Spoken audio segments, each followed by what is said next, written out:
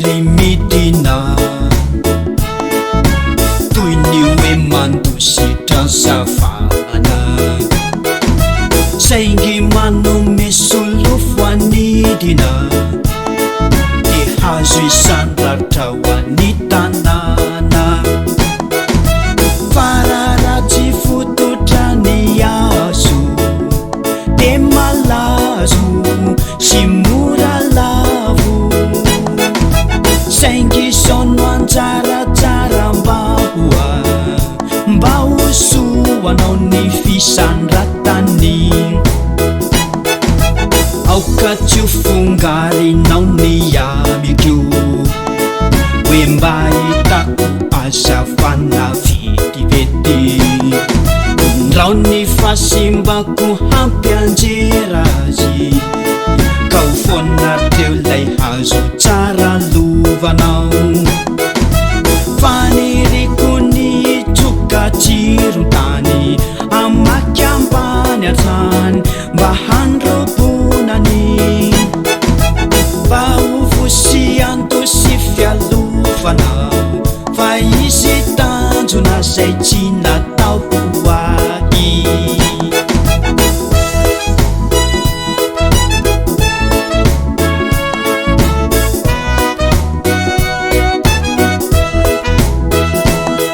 ianao mahita serasera horakoina fa izao malaly zay tsy ampahitako anao ka raisony anatro fiarovan-dangonao mba tsy ho sembana lay tanjontsika fa ny tanjona zay tsy mba tratrako satria voasakanao no ny antony de tsy maintsy ho tonga anao ry zanako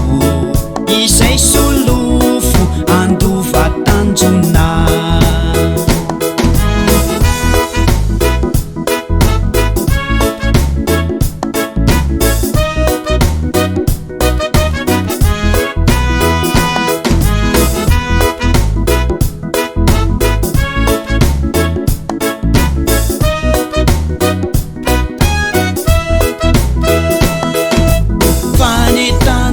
zay tsy mba tratrako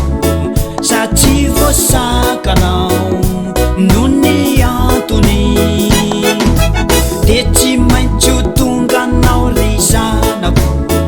izay solofo andova